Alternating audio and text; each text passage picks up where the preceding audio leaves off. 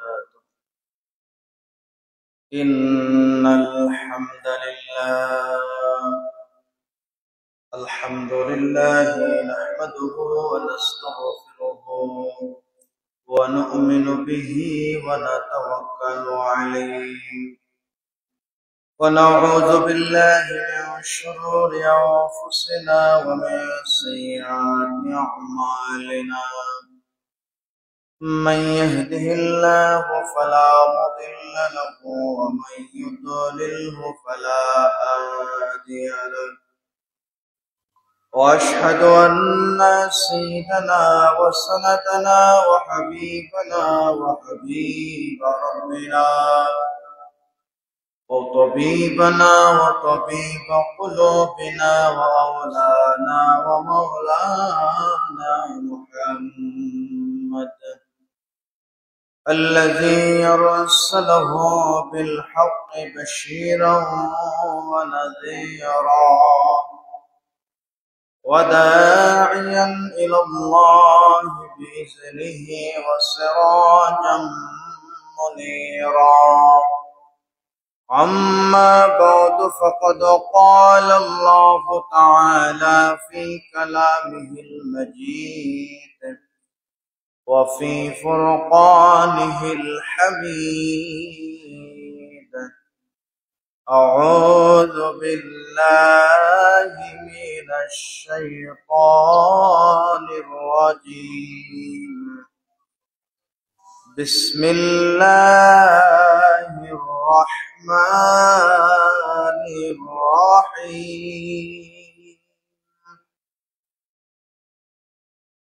إن عدة الشهور عند الله 12 شهرا في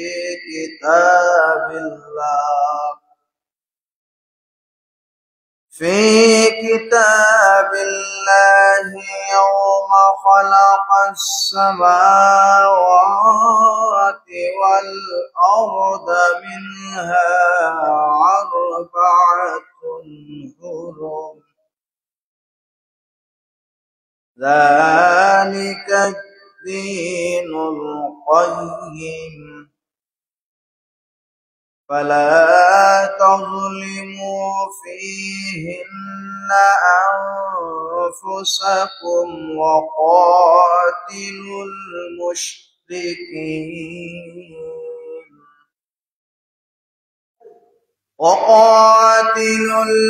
المشركين كافة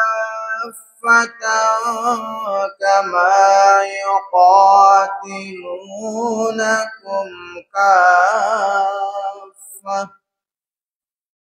واعلموا أن الله مع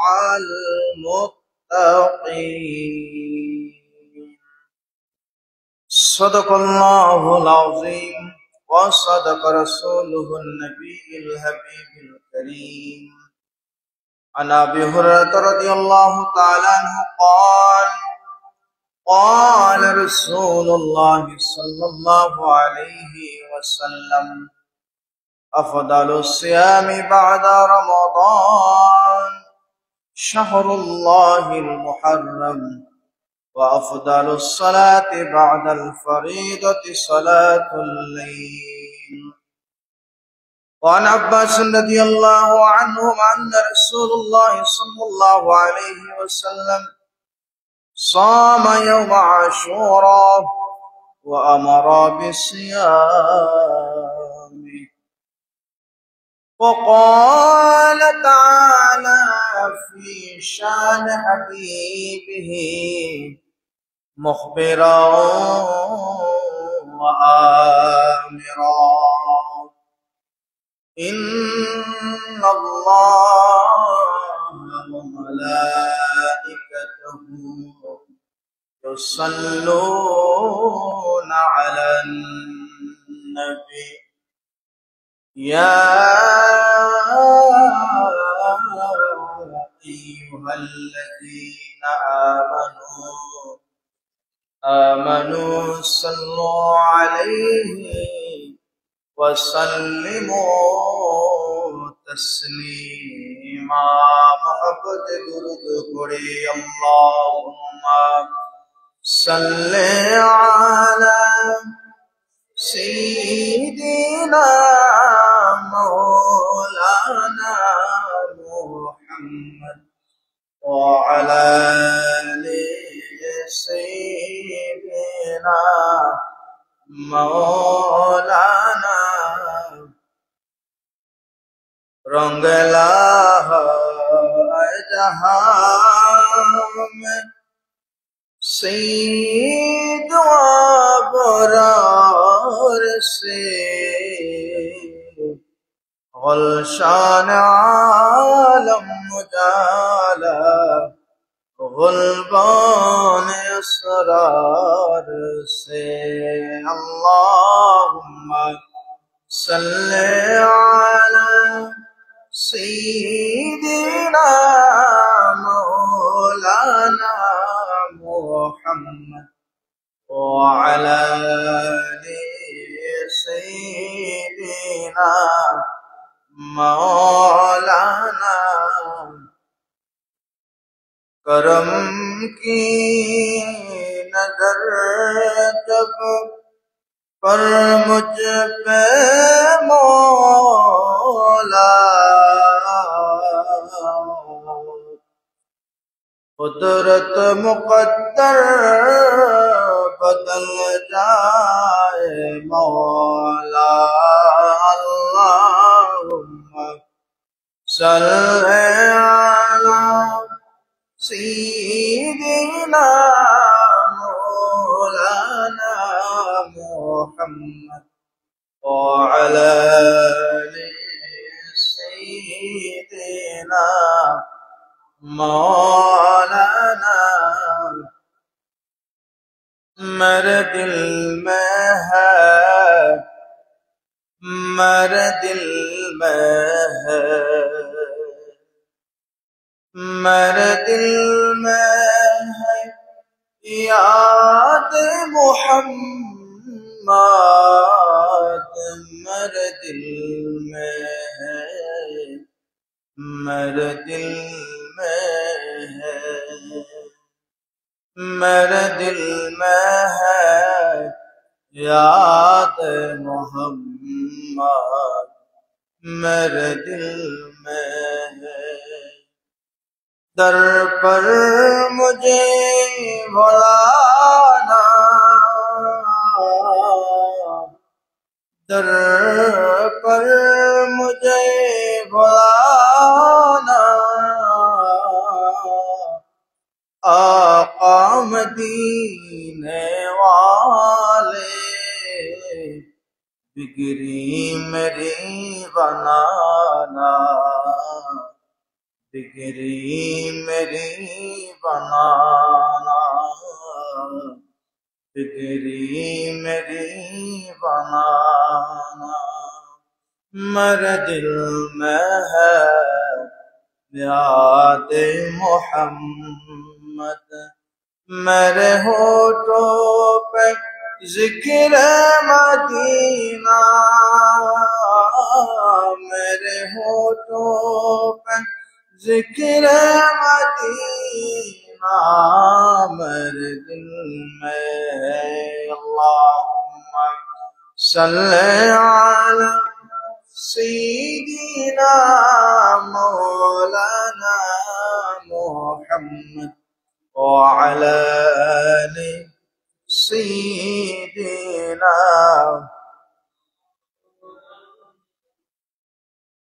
একটু জিকির পড়ে আল্লাহ আল্লাহ আল্লাহু লা ইলাহা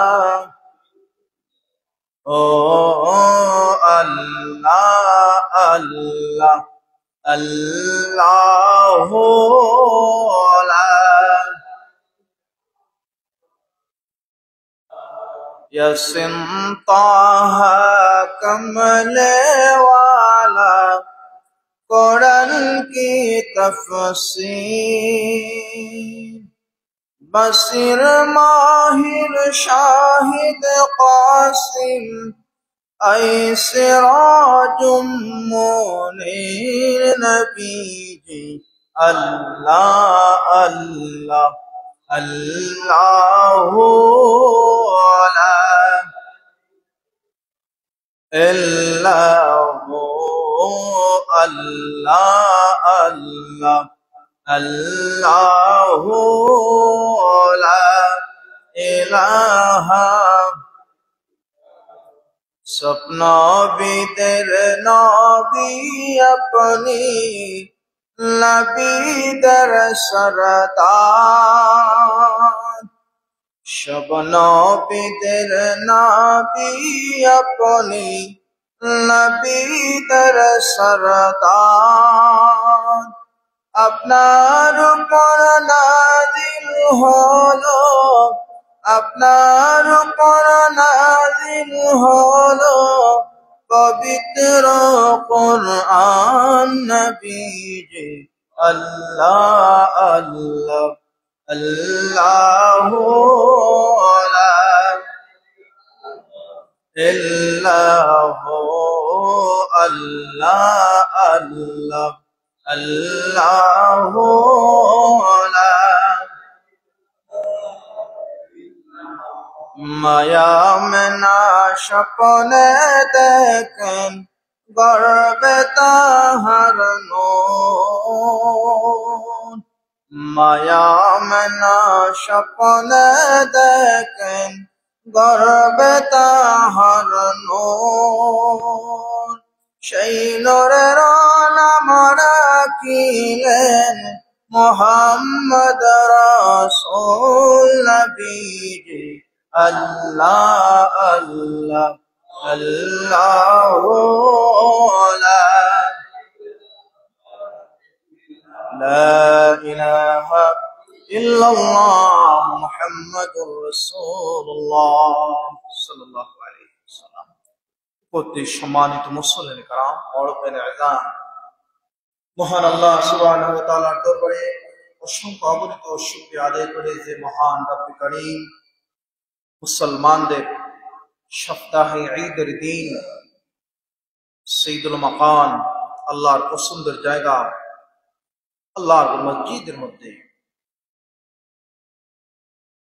মাস সমূহের মধ্যে অন্যতম সম্মানিত মাস শাহরুল্লাহুল মুহররম, আল্লাহ তাআলা এই মুহররম মাসের প্রথম জুমায় আমাদেরকে তার মসজিদে আসা বসার তৌফিক দিয়েছেন। সে মহান রবের দরবারে তার পছন্দের কালিমাতুশ শুকর আমরা সকলে উচ্চ আওয়াজ দিয়ে আদায় করি আলহামদুলিল্লাহ। লক্ষ্য করি দুরূদ ও সালাম জানাই आका नामदार ताजदार मदीना सईदुल मुरसलिन खातमुन नबी शम्सुद्दुहा बदरुद्दुजा रसूल अरबी वल अजमी इमामुल मुरसलिन सईदुल मुरसलिन नबीउस सकलाइन शम्सुद्दुहा बदरुद्दुजा रसूल अरबी वल अजमी नबीना शफीउना मुहम्मद रसूलुल्लाह सल्लल्लाहु अलैहि वसल्लम। সম্মানিত হাজিরিন, আজকে ইসলামী হিসাবে আরবি নববর্ষের প্রথম দিন মুহররম মাসের প্রথম তারিখ, অর্থাৎ আজকে আরবি নববর্ষ। আল্লাহ পাক রব্বুল আলামিন আমাদেরকে ইসলামের জন্য কবুল করেছেন, মুসলমান হিসেবে কবুল করেছেন। আর মুসলমানদের আল্লাহ তাআলা 12টি মাস দান করেছেন। এই 12টি মাসের কথা আল্লাহ সুবহানাহু ওয়া তাআলা নিজেই পবিত্র কোরআন আল কারিমে এই সংখ্যা ঘোষণা করেছেন। আর এই 12টি মাস সমূহের মধ্যে 4টি মাস আশুরুল হুরুম সম্মানিত। এর মধ্যে অন্যতম একটি মাস হচ্ছে শাহরুল্লাহুল মুহররম। হাদিসে আল্লাহ নবী এটাকে বলছেন শাহরুল্লাহুল মুহররম, অর্থাৎ আল্লাহর মাস, মুহররম মাস। মুহররম মাস আরবি নববর্ষের আরবি হিজরিতে বছরের প্রথম মাস, আর প্রথম মাসের প্রথম দিন হচ্ছে আজকের দিন বলে আলহামদুলিল্লাহ। আমরা মুসলমান জাতি, আমাদেরকে আমাদের সংস্কৃতি জানা প্রয়োজন ছিল, আবশ্যক ছিল, উচিত ছিল। কিন্তু আমাদের কখন আরবি মাস আসে, কখন যায়, কোন মাস চলে, কোনো মুসলমান সাধারণ ভাইদেরকে যদি জিজ্ঞাসা করা হয়, অনেকেই আমরা জানি না। বেশিরভাগ ক্ষেত্রেই আমরা বলতে পারি না, আর অনেকেই জানেন। এই যে আমরা বলতে পারি না, কেন পারি না? আমরা আরবি মাস সম্পর্কে তালাশ করি না, জানতে চাই না। অথচ আল্লাহ পাক রব্বুল আলামিন আমাদেরকে বেঁধে দিয়েছেন যালিকা দ্বীনুল কাইয়্যিম, এই দ্বীনের মধ্যে 12টি মাস, ইসলামের মধ্যে 12টি মাস আল্লাহ পাক দিয়েছেন। এখন এই 12টি মাস কখন থেকে শুরু হয়েছে হিজরি গণনা, সেটা আমাদের অনেকেই জানে না। একটা সময় প্রয়োজন পড়ল, আল্লাহর হাবিব নবী করিম সাল্লাল্লাহু আলাইহি ওয়াসাল্লাম চলে যাবার পর, হযরত আবু বকরও চলে যাবার পর হিজরি নববর্ষে প্রয়োজন দেখা দিল। তখন বর্তমান ইতালি, এই বিশাল এরিয়ার মধ্যে ইসলামের দ্বিতীয় খলিফা, খলিফাতুল মুসলিমিন হযরত ওমর ইবনে খাত্তাব রাদিয়াল্লাহু তাআলা আনহু যখন ক্ষমতার মধ্যে বসলেন, প্রায় অর্ধেক পৃথিবীর মধ্যে তিনি শাসন করেছেন বলে আলহামদুলিল্লাহ। হযরত ওমর যখন অর্ধ পৃথিবী শাসন করলেন, এই সময়টাতে তিনি আরেকজন দায়িত্বশীল আল্লাহর হাবিবের আরেকজন সাহাবী হযরতে আবু মুসা আল আশআরী রাদিয়াল্লাহু তাআলা আনহু, তখন ইতালি, বর্তমান যে ইতালি, ওই এরিয়ার মধ্যে তিনি গভর্নর ছিলেন। আবু মুসা আল আশআরী রাদিয়াল্লাহু তাআলা আনহু একটা চিঠি লিখলেন হযরত ওমরের কাছে, খলিফাতুল মুসলিমিন, আমাদের ইসলামী তাহদিন তামাদ্দুর ক্ষেত্রে, আইন বিধি নিষেধের ক্ষেত্রে, আমলের ক্ষেত্রে আমরা যে লেখে রাখবো, রাষ্ট্র পরিচালনা করতে যাইয়া, একটা সময় তো রাষ্ট্র ছোট ছিল, মক্কা কেন্দ্রিক, মদিনা কেন্দ্রিক, কিন্তু এখন তো বিশ্বব্যাপী আপনার ক্ষমতা ছড়ায় গেছে। এখন মানুষের, আমি যে কর্মচারীদের বেতন দেব, একটা সময় লাগবে। এবং দিন তারিখের ক্ষেত্রে আপনার কাছ থেকে আমি একটা ফতোয়া, একটা মাসআলা আনলাম, আপনি কখন পাঠাইছেন এবং কোন দিন থেকে সেটা কার্যকর করব, সেটার যে একটা তারিখের প্রয়োজন আছে। খলিফাতুল মুসলিমিন, এটা তো আমাদের মুসলিম সংস্কৃতির মধ্যে এখনো নাই। কি করা যায়? এই থেকে খলিফাতুল মুসলিমিন ওমর রাদিয়াল্লাহু তাআলা আনহু সাহাবীদেরকে নিয়ে একটা মজলিসের আয়োজন করলেন। এই মজলিসের মধ্যে সাহাবীদের কাছে পরামর্শ চাইলেন যে এই মুহূর্তে তো এই জিনিসগুলো প্রয়োজন, আমার একজন গভর্নর, উনি ওই জায়গা থেকে চিঠি লিখছেন, এভাবে করা যায়। সাহাবীদের নিয়ে একটা মজলিস বসলো। মজলিসের মধ্যে সাহাবীরা এক একজন একটা পরামর্শ দিচ্ছে। কেউ বলতেছেন, প্রত্যেকেই বলতেছেন, হ্যাঁ এটা আমাদের জন্য প্রয়োজনীয়, তবে কখন থেকে শুরু করা যায়, এটা নিয়ে সাহাবীদের মধ্যে এক একজন এক একটা মত দিচ্ছেন। কেউ বলছেন আল্লাহ হাবিবের আপনার জন্ম থেকেই একটা লেখা হোক, কেউ বলছেন আল্লাহ হাবিব যখন নবুয়তের ঘোষণা মানুষের কাছে দিয়েছেন তখন থেকে হোক, কেউ বলছেন আল্লাহ হাবিব দুনিয়া থেকে চলে যাবার পর থেকে এই সময় থেকে হোক। এর মধ্য থেকে হযরতে আলী রাদিয়াল্লাহু তাআলা আনহু, হযরতে আলী একটা প্রস্তাব দিলেন যে আপনারা একটা প্রস্তাব দিচ্ছেন, আমিও আপনাদের সাথে একটা প্রস্তাব দিতে চাই। যেহেতু ইসলাম মদিনা, আল্লাহ নবী হিজরতের পর মদিনাতে আসার কারণে মদিনা থেকে ইসলামের প্রসার ব্যাপকভাবে লাভ করেছে। আল্লাহর হাবিব হিজরতের পর থেকে ইসলামের জানটা জমিনের মধ্যে বিস্তৃতি লাভ করেছে। তাহলে আমার কাছে মনে হচ্ছে আল্লাহ নবী হিজরত থেকেই আমরা সন্ধ্যা শুরু করি, আমাদের তারিখ বা আমাদের দিন পঞ্জিকার হিসাব আমরা শুরু করি। এর থেকেই আল্লাহ নবী হিজরতের বছরকে প্রথম বছর, অর্থাৎ আরবি হিজরির প্রথম সন, এই থেকেই শুরু করা হয়েছে আমাদের আরবি হিজরির নববর্ষের সনটা, আরবি মাসের যে প্রচলন হিসাবে শুরু হয়েছে, এরপর থেকেই আমাদের হিসাবটা শুরু হলো। তো সম্মানিত হাজিরিন, আজকে মুহররম মাস আমাদের কাছে প্রবেশ করেছে। এই মুহররম মাস একটা সম্মানিত মাস। কেন সম্মানিত মাস? তার অনেক ব্যাখ্যা আছে। এর মধ্যে গুরুত্বপূর্ণ কিছু কথা আমরা জানবো। আল্লাহ নবীর হাদিস সহিহ মুসলিম শরীফের মধ্যে আসছে, হযরত আবু হুরায়রা থেকে হাদিস, আল্লাহ নবী বলতেছেন, আফদালুস সিয়াম বা'দা রমাদান, উত্তম সিয়াম রমাদানের পরে শাহরুল্লাহি মুহররম, অর্থাৎ রমজান মাসের পরে সবথেকে উত্তম রোজা হচ্ছে মুহররমের রোজা। এই মুহররম শুধু মুহররম বলে নাই, আল্লাহ নবীর হাদিস হচ্ছে কি শাহরুল্লাহিল মুহররম, আল্লাহর মাস মুহররম। এখন প্রশ্ন হলো, দুইটা প্রশ্ন, মুহররম মাস শাহরুল্লাহ কেন বলা হয় আর এই রোজা কেন রাখা? শাহরুল্লাহ বলা অনেক কারণ রয়েছে, এর মধ্যে তাফসীরের মধ্যে মুফাসসিরে কারাম, মুহাদ্দিসিনে কারাম হাদিসের মধ্যে অনেক ব্যাখ্যা করেন। শাহরুল্লাহ এজন্য শাহরুল্লাহ বলা হয়, 4টা মাসে ইসলামের যুদ্ধ করা হারাম। এই 4টা মাস ফজিলতপূর্ণ সম্মানিত মাস হিসেবে রাখা হয়েছে। আরবাআতুল হুরুম, এটা কার কথা? আল্লাহর কথা। ইয়াউমা খালাকাস সামাওয়াতি ওয়াল আরদ মিনহা আরবাআতুল হুরুম, সূরা তাওবা 36 নম্বর আয়াত আলোচনা করে। 4টা মাস হচ্ছে সম্মানিত। কোন কোন মাস? রজব, জিলকদ, জিলহজ, এই 3টা। আর বর্তমানে আমরা যে মাসে পদার্পণ করলাম শাহরুল্লাহ মুহররম, এই মুহররম। এই 4টা মাস হচ্ছে আসল হলো, এই মাসে ইসলামের মধ্যে যুদ্ধ করা হারাম ঘোষণা করেছে। এই মাসের পাপাচার থেকে মানুষকে বেঁচে থাকার খুব বেশি তাকিদ দেওয়া হয়েছে। মুহাক্কিক উলামায়ে কেরাম সালফদের মধ্যে কিছু বক্তব্য তারা দেন, এই মাসে যেভাবে আল্লাহ পাক খারাপ কাজ করতে নিষেধ করেছেন, নবী করিম সাল্লাল্লাহু আলাইহি ওয়াসাল্লাম যুদ্ধ করতে নিষেধ করেছেন, ঠিক তেমনি ভাবে এই মাসে যদি কেউ গুনাহের কাজ করে তার গুনাহের পরিমাণটাও বেশি হবে। এজন্য আরো কিছু বলার পাওয়া যায় যে এই মাস আল্লাহর মাস কেন? আল্লাহ পাক রব্বুল আলামিন এই মাসে একটা দিনে আল্লাহ তাওবার দরজা এত বিস্তৃতভাবে ব্যাপকভাবে খুলে দিয়েছিলেন। হাদিস মুসনাদে আহমদ, সুনান নাসাই হাদিসের মধ্যে আসছে, এবং সহিহ বুখারীর একটা সনদগ্রন্থ ফাতহুল বারীর মধ্যে আসছে।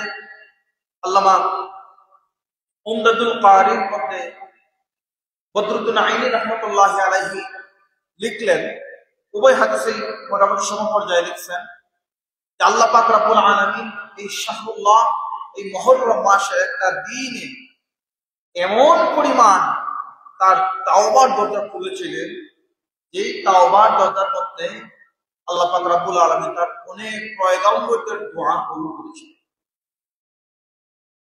আল্লাহ নবী যখন মদিনা মুনাওয়ারার মধ্যে আগমন করলেন, দেখলেন ইহুদিরা রোজা পালন করতেছে। আল্লাহ নবী তাদেরকে প্রশ্ন করলেন যে তোমরা কেন রোজা রাখো? তখন তারা বলল যে আমরা এজন্য রোজা রাখি, অনেক কাল আগে মুসা নবীকে ফেরাউন সম্প্রদায় এত কষ্ট দিছে, এত পরিমাণ কষ্ট দিছে, শেষ পর্যায়ে আল্লাহ পাক রব্বুল আলামিন মুসা নবীর এই কষ্ট দেখে ফেরাউন সম্প্রদায়কে ধ্বংস করেছিলেন এবং মুসা নবীকে শান্তি দান করেছিলেন, বিজয়ী দান করেছিলেন এই দিনে। এই সম্মানে, এই আনন্দে আমরা ওই দীর্ঘদিন থেকে রোজা পালন করে আসছি। এই দিনটা কোন দিন ছিল? এই দিনটা ছিল ইয়াউমে আশুরা, আশুরার দিন। আশুরা মানে হচ্ছে 10 দিন। কোন 10ম দিন? মুহররম মাসের 10 দিন আশুরা, আমরা যেটাকে বলি আশুরা মানে 10 আরবি সংখ্যা। এই আশুরার দিনে মুসা নবীকে ফেরাউনের কবল থেকে আল্লাহ পাক মুক্তি দিয়েছেন, এজন্য আমরা রোজা রাখতেছি। আল্লাহ নবী বললেন ইহুদিদের থেকে মুসা নবীর সাথে নিসবত সম্পর্ক আমার অনেক বেশি। সাহাবীদেরকে বললেন তোমরাও রোজা রাখো। আল্লাহ নবী দিন রোজা রাখলেন আর বললেন আমি যদি বেঁচে থাকি হায়াতে, তাহলে আগামী বছর 2টা রোজা রাখবো। সাহাবীরা জানতেছিলেন ইয়া রাসূলুল্লাহ আপনি কেন 2টা রোজা রাখবেন? তখন নবীজি জবাব দিচ্ছেন এজন্য 2টা রোজা রাখবো, কারণ একদিন তো তারা রোজা রাখতেছে, আর 2টা কেন রাখবেন? তখন বলতেছেন যে একদিন তো তারা রোজা রাখতেছে, ইহুদিরা রোজা রাখে, আমরা যদি তাদের সাথে এই দিন রোজা রাখি সমপর্যায় হয়ে যায়, এজন্য আমরা আরেকদিন রোজা রাখবো, আলাদা করে দিব তাদের সাথে। তাদের ইবাদতের সাথে আমাদের ইবাদতের কোনো মিল নাই, এজন্য আমরা ফারাক করার জন্য, আলাদা করার জন্য আগামী বছর যদি আমি বেঁচে থাকি হায়াতে 2টা রোজা রাখবো। এজন্য আশুরার রোজা দুইটা রাখতে হবে। যারা সুস্থ আছে নফল রোজা রাখলে অনেক সওয়াব। আল্লাহ পাক রব্বুল আলামিন সূরাতুল বাকারার মধ্যে আয়াত কারিমা নাযিল করেন, ইয়া আইয়ুহাল্লাযীনা আমানু কুতিবা আলাইকুমুস সিয়ামু কামা কুতিবা আলাল্লাযীনা মিন ক্বাবলিকুম লাআল্লাকুম তাত্তাকুন। তাফসীরের মধ্যে মিন ক্বাবলিকুম মানে পূর্ববর্তীদের, তোমাদের পূর্ববর্তীদের, এই পূর্ববর্তী দ্বারা মুফাসসিরিনে কেরামরা বলেন মিন ক্বাবলিকুমের ব্যাখ্যার মধ্যে আল্লামা অনেক তাফসীরকার মধ্যে লিখেন, তাদের বক্তব্য হলো মিন ক্বাবলিকুম মানা হচ্ছে আগে যে রোজা হয়তো কোন রোজা, যে রোজাকে আমরা আশুরা রোজা বলে থাকি। মিন ক্বাবলিকুম পূর্ববর্তী ফজিলতপূর্ণ সম্মানিত ভালো রোজা ছিল কোনটা? আশুরা রোজা।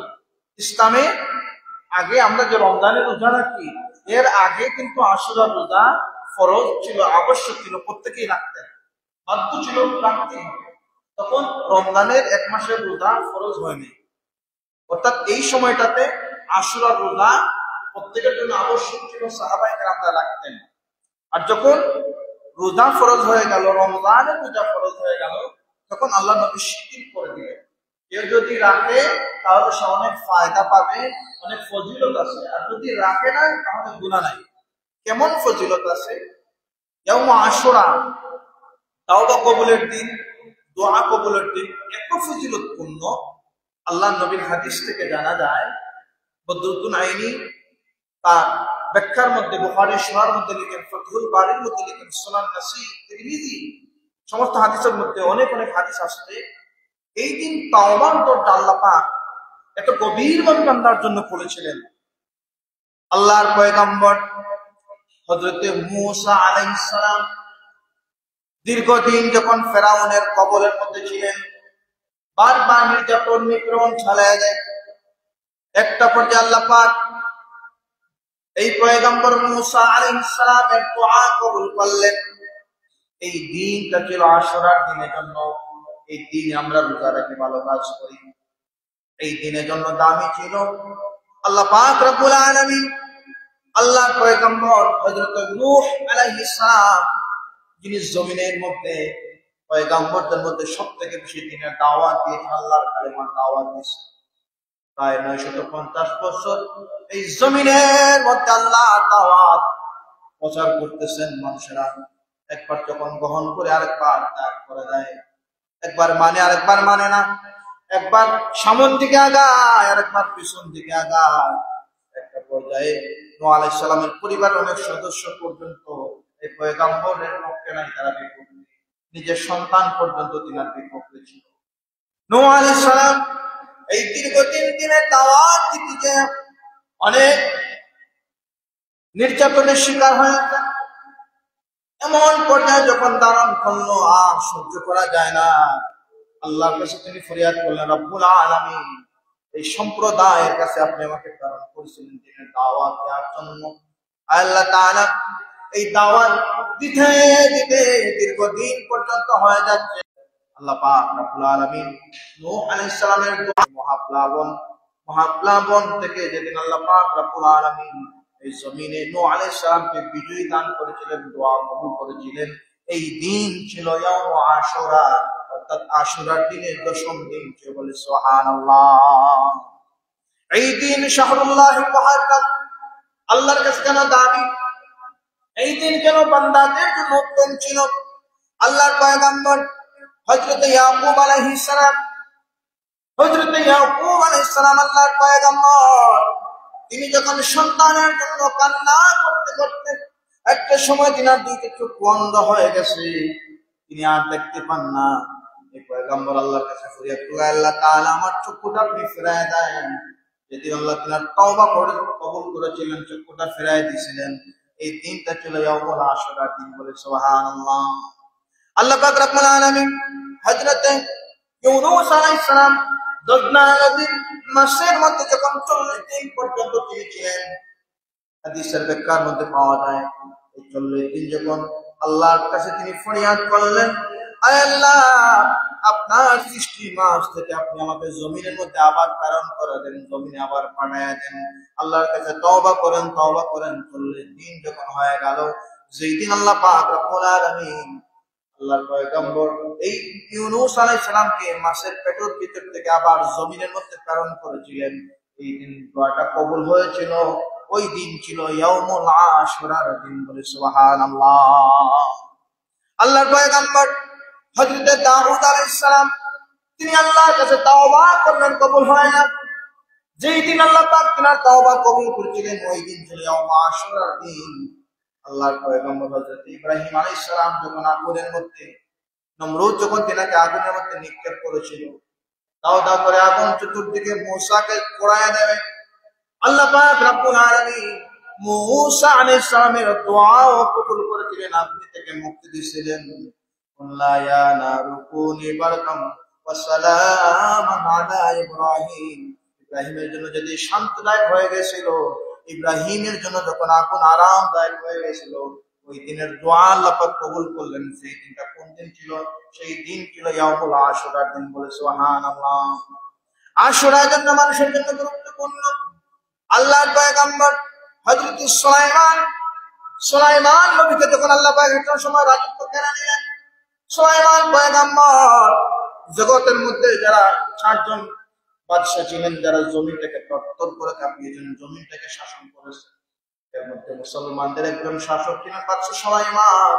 এই সুলাইমান আলাইহিস সালামকে মুলুকি রাজত্ব আবার যখন ফেরায় দিয়েছিলেন আল্লাহ পাক, যেদিন সুলাইমানের দোয়া কবুল করলেন ওই দিন ছিল ইয়াউমুল আশুরার দিন। বলে সুবহানাল্লাহ। এরপরে আমাদের জন্য সবথেকে গুরুত্বপূর্ণ, মুমিন মুসলমানের জন্য হৃদয়ে রক্তক্ষরণ হয়। মুমিন মুসলমান সহ্য করতে পারে না যে ঘটনা মনে পড়লে, যে ঘটনা শুনলে মুমিনের মন নরম হয়ে যায়।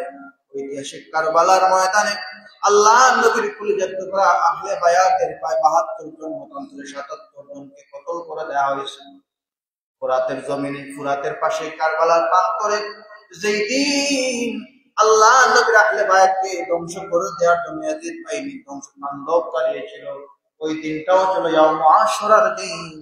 এজন্য প্রতিটা মুসলমানের জন্য এই দিন আমাদের জন্য গুরুত্বপূর্ণ। বলি আলহামদুলিল্লাহ। সুমিত হাজিরিন, তো আশুরা শাহরুল্লাহি মুহররম এজন্য আমাদের কাছে গুরুত্বপূর্ণ। আল্লাহ পাক রব্বুল আলামিন অনেক পয়গম্বরদের তাওবা কবুল করেছেন। তো আমাদের ইয়াউমুল আশুরা, এই মুহররম মাস কিভাবে উদযাপন করতে হবে? মুহররম মাস কেন্দ্রিক ভালো আমল, শরীয়তগত পন্থায় কোন কাজ করা যাবে, আর শরীয়ত মানতে যাইয়া কোন কোন মন্দ কাজ থেকে আমাদের ফিরে থাকতে হবে, সেগুলো আমাদের জানা অত্যন্ত জরুরি। ভালো কাজের মধ্যে আপনি এই মাসে রোজা রাখুন অধিক পরিমাণে। রোজার ফায়দা কি? আন কাতাদা রাদিয়াল্লাহু তাআলা আনহু قال أن رسول الله صلى الله عليه وسلم سئل عن الصيام। আল্লাহ নবীর কাছে প্রশ্ন করলো, ইয়াউম আশুরা আসন করবে, ইয়া রাসূলুল্লাহ, আশুরা রোজা কেন রাখবো? এই রোজা রাখলে কি হবে, ফায়দা কি? আল্লাহ নবী বললেন, ফাকালা ইউকাফিরুস সানাতাল মাদিয়া। আমি ধারণা করতেছি বান্দা সানাতাল মাদিয়া, পূর্ববর্তী 1 বছরের গুনাহ এই রোজা রাখার কারণে আল্লাহ পাক মাফ করে দিবেন। সুবহানাল্লাহ। আসর রোজা রাখলে পূর্ববর্তী 1 বছরের গুনাহ আল্লাহ পাক মাফ করে দিবেন। আর কথা আল্লাহ নবীর কথা। সময়টা হাজিরের জন্য আমরা শরীয়ত পন্থায় কি করব? আশুরা পালন করব। মুহররম মাসের প্রথম দিন থেকে আপনি রোজা পালন করতে পারেন। তবে গুরুত্বপূর্ণ হচ্ছে আশুরার দিন। এই দিন আল্লাহ পাক তাওবার দরজা বান্দাদের জন্য বিস্তৃত করেছিলেন। আজ নয়, অনেক দিন আগেই অনেক পয়গম্বরদের দোয়া কবুল করেছেন। এই যে আজকে প্রতি বছরের এই দিন এই বছরই হয়েছে এরকম না। অনেক নূহ আলাইহিস সালাম থেকে ঈসা আলাইহিস সালাম পর্যন্ত, ইয়াকুব আলাইহিস সালাম পর্যন্ত, সুলাইমান আলাইহিস সালাম পর্যন্ত, কিন্তু দূরত্ব অনেক দূরত্ব। কিন্তু এই দিনটা আমাদের জন্য গুরুত্বপূর্ণ। ওই দিনে ওই সমস্ত পয়গম্বরদের দোয়া আল্লাহ পাক করেছেন। তো মুহররম আমরা উদযাপন করব সাওমের মাধ্যমে, রোজার মাধ্যমে। মুহররম মাস আমরা উদযাপন করব আল্লাহর পয়গম্বর, আমাদের কলিজার টুকরা আহলে বায়াতের নির্মম ইতিহাস, যারা এই দিনের জন্য, এই দিনকে প্রতিষ্ঠা করার জন্য তাদের জীবন কোরবান করে দিয়েছে। ইয়াজিদও কিন্তু মুসলমান ছিল, সেও নামাজ পড়তো। কারবালার দিন জুমাবার এজিদ শিবিরও আজান হয়েছে, হুসাইন শিবিরও আজান হয়েছে। আজান সত্য, নামাজও সত্য, কিন্তু দুই দলের উদ্দেশ্য ভালো ছিল না। তো এই যে যাদের উদ্দেশ্য ভালো তারা ছিলেন আহলে বায়াত, তাদের এই ত্যাগ, তাদের এই তিতিক্ষা, এর থেকে আমাদের শিক্ষা কি, এগুলো আমরা আলোচনার মাধ্যমে এই মাসে উদযাপন করব, জানার মাধ্যমে, মানার মাধ্যমে। শরীয়ত পন্থায় আশুরা আমরা উদযাপন করব কেমন করে? মানুষের দুস্থ মানুষকে, অসহায় মানুষদেরকে দান খয়রাতের মাধ্যমে। এবং আশুরা আমরা উদযাপন করব অধিক পরিমাণে নফল ইবাদতের মাধ্যমে। আল্লাহ নবীর হাদিস, সহিহ মুসলিমের হাদিস, আফদালুস সিয়াম বাদা রমাদান, রমজানের পর সবথেকে দামি এবং সম্মানিত ফজিলতপূর্ণ রোজা হচ্ছে আশুরা রোজা। আর ওয়াফদালুস সালাতি বাদাল ফারিদা, ফরজ নামাজের পরে সবথেকে দামি নামাজ হচ্ছে সালাতুল লাইল, রাতের নামাজ। হাদিসের ব্যাখ্যার মধ্যে লিখেন, রাতের নামাজ বলতে কোন নামাজ? তাহাজ্জুদের নামাজ। যারা তাহাজ্জুদের নামাজ ফরজ নামাজের পরে বেশি পরিমাণে পড়ে তাদের মর্যাদা আল্লাহ পাক বাড়ায় দেন। সম্ভব হলে তাহাজ্জুদের নামাজ আমরা সব মাসেই পড়ব, তবে এই মাসে আশুরুল হুরুম অর্থাৎ আল্লাহ পাক ফজিলত বেশি দেন, এজন্য বেশি করে এই মাসে পড়া আমরা চেষ্টা করব। এরপরে আশুরুল হুরুমের মধ্যে আমাদের জন্য অত্যন্ত গুরুত্বপূর্ণ যে বিষয়গুলো হচ্ছে, আমাদের কাছে কিছু জিনিস থেকে আমরা ফিরে থাকতে হবে, যেগুলো আমরা বর্তমান সময়ে দেখে থাকি অনেকাংশে কমে গেছে। কিছু কুসংস্কার যেগুলো আমরা করা যাবে না, শরীয়তের মধ্যে এগুলো নাই, ইসলাম এগুলো বলে নাই। এর মধ্যে অন্যতম হচ্ছে, কিছু মানুষ আছেন যারা মুহররমের প্রথম দিন থেকে দশম দিন পর্যন্ত পায়ে জুতা পরিধান করেন না। এরকম আছে না নাই? তারা কি করেন না? পায়ে জুতা পরিধান করেন না। এখন আমরা তো সব জায়গাতে আমাদের পবিত্র, আমরা কি নিশ্চয়তা দিতে পারি? দিতে পারি না। যেমন আপনি হাজতের জন্য গেলেন, বাথরুম থেকে যখন আসবেন এই পা নিয়ে পবিত্রতা করার সুযোগ নাই। পা ধুইছেন ঠিক আছে, কিন্তু পরে যে আপনি জায়গা দিয়ে হাঁটতেছেন এই জায়গাতে পবিত্র নিশ্চয়তা নাই, এজন্য জুতা পরিধান করতে হবে, পবিত্রতা আপনাকে রক্ষা করতে হবে। এরপরে যে কিছু কুসংস্কার আছে, এই মাসে একদল মানুষ সাধারণ অবস্থায় আমরা খাটের মধ্যে, যেহেতু এখন সুযোগ আছে, আমরা খাট ব্যবহার করে থাকি, কাঠের তৈরি, এগুলোতে আমরা রাতে নিদ্রা যাপন করি। কিন্তু একদল মানুষ আছেন এই 10 দিন তিনারা খাটে থাকেন না, মাটিতেই থাকেন, এরকম দেখা যায়। তবে এটা কিন্তু ইসলামী শরীয়তের কোনো আইন না, ইসলামী শরীয়তে না, এটা করা যাবে না। তাহলে এটা আপনি নিজে তৈরি করতেছেন। এই যে আপনি আপনার জন্য মন করা যেটা তৈরি করলেন, এটাকে বিদআত বলা হয়, নতুন আবিষ্কার করা। ইসলাম এটাকে নিষেধ করা হয়েছে। এরপরে আরেকটা জিনিস করে থাকেন, আল্লাহ পাক রব্বুল আলামিন মানুষের জন্য যত জিনিস খাওয়া হালাল করেছেন, কেউ অসুস্থতার জন্য, অপারগতার জন্য না খেতে পারে, অসুবিধা নেই, কিন্তু সে এই 10 দিনের জন্য এই জিনিসগুলো খাওয়া হারাম বলা ইসলাম সমর্থন করে না। একদল ভাইয়েরা আসেন, তারা কি করেন, এই 10 দিনে তারা গোশত খাবার খান না, নিরামিষ খেয়ে থাকেন। এই যে নিরামিষ খাচ্ছেন, তারা বলতেছেন যে না এই 10 দিন খাওয়া যাবে না, কিন্তু ইসলামী শরীয়তে কোরআন, হাদিস, ইজমা, কিয়াসের মধ্যে এমন কোনো বক্তব্য, এমন কোনো মাসআলা নাই যে এই 10 দিন গোশত খাওয়া যাবে না, এই 10 দিন শুধুমাত্র ডাল ভাজি খেতে হবে, এরকম ইসলামী শরীয়তে নাই। এটা করা থেকে আমরা বিরত থাকবো। এরপরে একদল মানুষ কি করেন, এই 10 দিনে তারা যেমন নসব নামা, এই সময়টাতে কেমন ঘটনা হয়েছিল, তারা মাধ্যমের মাধ্যমে অর্থাৎ বিলাপের মাধ্যমে আহলে বায়াতের এই ঘটনাগুলো তারা বলে থাকেন, গায়ের মধ্যে আঘাত করেন। অনেকে আবার ডুল তবলাও ব্যবহার করেন। ইসলাম এটা নিষেধ করেছে, এটা করা যাবে না, যারা করতে সেটা দেখতেও যাওয়া যাবে না। অনেকে হুজুর আমরা যেটা করি না, কিন্তু উৎসুক জনতার বীরও দেখা যায় অনেক দেশে। 10 থেকে 15 জন এই জায়গার মধ্যে তারা এগুলো পালন করতেছে, আর দেখার জন্য শত শত মানুষ চতুর্দিকে দাঁড়িয়ে আছে। এটা তো ইসলামী শরীয়ত না, এ থেকে আমাদেরকে বেঁচে থাকতে হবে। আর কিছু কুসংস্কার আছে, এই সময়টাতে মানুষ এই 10 মুহররম তাজকিয়া মিছিল তারা বের করে, বিভিন্ন ধরনের আপনার এই ফুসকার মতো বানায়া বিভিন্ন ধরনের ঘর তৈরি করে কাপড় দিয়ে তারা মিছিল করে। এটা ইসলাম সমর্থিত না, এটা থেকে আমাদের বিরত থাকতে হবে। এরপরে এই 10 মুহররম আশুরার দিনে কিছু মানুষ আছেন, তারা কি করেন, এই দিনে তারা আপনার এই দিনকে শুভ পালন করেন কালো কাপড় পরিধানের মাধ্যমে, কালো বেজ পরিধানের মাধ্যমে। ইসলাম কিন্তু সমর্থন করে না, এ থেকে আমাদেরকে বিরত থাকতে হবে।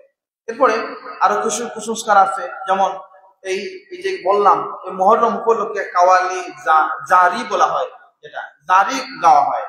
আপনি এগুলো না গাইয়া আপনি কোরআন তিলাওয়াত করুন, কোরআন তিলাওয়াত করে তাদের জন্য দোয়া করুন, তাদের জন্য সুন্নি সালাতের ব্যবস্থা করুন। আহলে বায়াতের যে 72 জন মানুষ যারা কুরবান করেছেন, তাদের পক্ষ থেকে আপনি তাদের পক্ষ থেকে তাদের নামে সদকা করুন, যে আমি আমার আহলে বায়াতের জন্য এই সদকাগুলো করলাম দুস্থ মানুষের জন্য। এটাই ইসলামী শরীয়ত। আহলে বায়াতে তারা এই সময় পানি পান নাই, এজন্য সে পানি কম পান করে, এরকম আছে। প্রস্রাব করে পানি ব্যবহার করে না, না, এই পানির জন্য আহলে বায়াতেরা কুরবান হয়েছেন, পানি আর ব্যবহার করা যাবে না। আচ্ছা বলেন তো, একজন মানুষ পানি ছাড়া থাকতে পারে? সুযোগ আছে?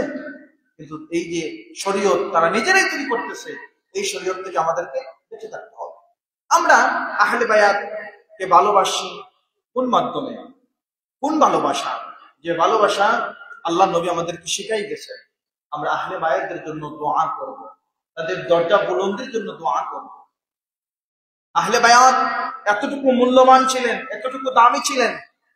একজন মানুষ, একজন মুমিন ইন্তেকাল করেন, আহলে বায়াতের ইন্তেকালটা দুনিয়ার আসমানও সহ্য করতে পারে না। আল বিদায়া ওয়ান নিহায়া। আর অনেক সিরাতের মধ্যে আসছে যে যখন কারবালার প্রান্তরে আহলে বায়াতদেরকে করুণভাবে নৃশংস করে দেওয়ার জন্য তাণ্ডব চালিয়েছিল এজিদ বাহিনী, আল্লাহর আসমান সহ্য করে নাই, আসমানের মধ্যে লাল আভা ধারণ করেছিল। অর্থাৎ এই সময়টাতে তারা লিখার ভাষা যতটুকু বোঝানো যায় যে আকাশ যেন কান্না করতেছে, বলে সুবহানাল্লাহ। এখন আমরা আহলে বায়াতকে ভালোবাসার মাধ্যমে উদযাপন করব, কোরআন তিলাওয়াতের মাধ্যমে, তাদের আলোচনার মাধ্যমে, এবং ওই জায়গা থেকে কোন কোন জিনিস আমাদের জন্য শিক্ষা, এগুলো আলোচনার মাধ্যমে, পালনের মাধ্যমে, মানার মাধ্যমে আমরা তাদের ভালোবাসা প্রকাশ করি। ইনশাআল্লাহ আগামী জুমায় আমরা আহলে বায়াত থেকে আমাদের কোন কোন শিক্ষা আসছে মুহররম থেকে আমরা জানবো। আল্লাহ পাক আমাদেরকে কবুল করুন। আর এবছর 10 মুহররম হচ্ছে আগামী 6 তারিখ, আগামী 6 জুলাই হচ্ছে এবছরের আশুরার দিন, 10 মুহররম। আপনারা চেষ্টা করবেন আলোচনার আয়োজন করার, সিন্নি সালাতের আয়োজন যদি সুযোগ থাকে প্রত্যেকের অবস্থান থেকে আল্লাহ পাক আমাদেরকে কবুল করুন। ইয়াউমু আশুরা, মুহররম মাস, শাহরুল্লাহিল মুহররম, আল্লাহর মাসের ফজিলত, বরকত, নিয়ামত, মাগফিরাত আল্লাহ পাক আমাদেরকে প্রতিদান দান করুন, মালামাল দান করুন। সকলে পড়ি আমিন। ওয়া আখির দাওয়ানা আলহামদুলিল্লাহি রাব্বিল আলামিন। আস্তাগফিরুল্লাহ, ইন্নাল্লাহা গফুরুর রহিম। আস্তাগফিরুল্লাহ রাব্বি মিন কুল্লি যামবিন واتوب اليه. لا حول ولا قوة الا بالله العلي العظيم. لا اله الا الله محمد رسول الله صلى الله عليه وسلم. اللهم امين. الحمد لله رب العالمين والعاقبة للمتقين والصلاة والسلام على رسوله الكريم وعلى آله وصحابه أجمعين. سبحانك لا علم لنا إلا ما علمتنا إنك أنت العليم الحكيم. ربنا ظلمنا أنفسنا وإن لم تغفر لنا وترحمنا لنكونن من الخاسرين. ربنا عليك توكلنا وإليك نبنا وإليك المصير. اللهم صل على سيدنا مولانا محمد وعلى آل سيدنا مولانا محمد صلاة دائمة مقبولة تعطي بها الناق العظيم. اللهم يا حي يا قيوم برحمتك نستغيث. رب العالمين الله পবিত্র মুহররম মাসের প্রথম দিন, জুমাবার দিন, আপনার মায়ার বান্দারা দুনিয়ার সমস্ত কাজকে পিছনে ফেলে আপনাদের মসজিদের মধ্যে উপস্থিত হয়েছে। আল্লাহ গুনাহগার বুঝে না, নেককার বুঝে না, আমাদের প্রত্যেকের জীবনের तमाम গুনাহগুলো আপনি মাফ করে দেন। আল্লাহ আমরা জেনে না জেনে বুঝে না অন্ধকারে বন্ধুর পাল্লায় পড়ে সগীরা কবিরা যত গুনাহ করেছি মাহবুব, এই মোতাবারক মাস রসুল আমাদের তামাম গুনাহগুলি আপনি মাফ করে দেন রব্বুল আলামিন। আল্লাহ তাআলা চক্ষুটা বন্ধ করে যখন একবার আপনার ফজিলত আপনার নিয়ামতের চিন্তা করি, আমরা গুনাহ সাগরে তর করে সাঁতার কাটতেছি, কিন্তু আপনি আল্লাহ তো আমাদের গুনাহগার হিসেবে মানুষের কাছে প্রচার করতেছেন না। এমন গুনাহ করেছি দুনিয়ার কেউ দেখে না, এমন কথা বলেছি যে কথা কেউ শোনে না, কিন্তু আপনি আল্লাহ আমাদের সব কথাগুলো সব কাজগুলো গোপন করে রেখেছেন। আল্লাহ আপনি আমাদের তামাম গোপন গুনাহগুলি মাফ করে দেন। আল্লাহ আমাদের প্রকাশ্যের গুনাহগুলি মাফ করে দেন। আপনি তো আমাদেরকে বলেছেন লা তাকনাতু মির রাহমাতিল্লাহ, আল্লাহ আপনার রহমত থেকে আমরা নিরাশ হইনি, আপনি আমাদের মাফ করে দেন। আল্লাহ গুনাহ করতে করতে জীবনটাকে আমরা বরবাদ বানিয়ে দিয়েছি। আমরা যখন এখন দোয়া করি আমাদের মন নরম হয় না, আমরা যখন আজান শুনি আমাদের কর্ণ করে আজানের মহব্বত পৌঁছায় না, আমাদেরকে যখন কেউ ভালো কথা বলে আমাদের অন্তর পর্যন্ত পৌঁছায় না, আমাদেরকে যখন মানুষ ধোঁকা দেয় আমরা তার ধোঁকায় পড়ে যাই। আল্লাহ আমাদের এই দেহটা বরবাদ হয়ে গেছে, আপনি পবিত্র করে দেন। আল্লাহুম্মা ইয়া মুকাল্লিবাল কুলুব সাব্বিত কলবি আলা দীনিক, আল্লাহ আমাদের অন্তরটাকে মুনাওয়ার করে দেন, এই কলবের মধ্যে আপনার ভয় আর মহব্বত দিয়ে ভরপুর করে দেন রব্বুল আলামিন। আল্লাহ আমাদের কলিজার টুকরা মা বাবাদের মাফ করে দেন। যেই মা বাবা আমাদেরকে খাওয়াতে পড়াতে যাই অনেক সময় ফরজ নামাজ কাজা করেছে, আল্লাহ আজকে যাদের মা বাবা অন্ধকার কবরে ঘুমান, আল্লাহ তাদের কবর গুলো আপনি জান্নাতের বাগান বানিয়ে দেন। আপনি তো আওলাদদের জন্য এতিমদের জন্য দোয়া শিখিয়ে দিয়েছেন, রব্বির হামহুমা কামা রাব্বায়ানি সগীরা। খুব মনে পড়ে যাদের বয়স 60-এর মধ্যে চলে গেছে, দেখা হলে তখন আর আমাদের সাথে অন্য কোনো বিষয় নিয়ে আলোচনা করেন না, একটাই বলে আমার সন্তানকে তো আলিম বানাতে পারি নাই, যখন কবরে চলে যাব আমাদের জন্য একটু দোয়া করিও। অনেকে বাবার কথা মনে পড়লে দেখবেন মনে হয় বয়স হয়ে গেলে বাবারা ভালো খাবার আর সন্তানের কাছে খুঁজেন না, শুধু একটাই জিনিস খুঁজেন আমি যখন চলে যাব আমার জন্য একটু দোয়া করিও। আল্লাহ আমাদের কলিজার টুকরা বাবাদের আপনি মাফ করে দেন। বাবার ঋণ আমরা জীবনে শোধ করতে পারবো না, আল্লাহ আমাদের মাদের মাফ করে দেন।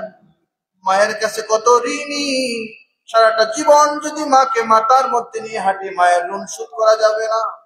যাদের মা অন্ধকার কবরে ঘুমায় আপনি মাফ করে দেন। আল্লাহ আমাদের মাদের মাফ করে দেন।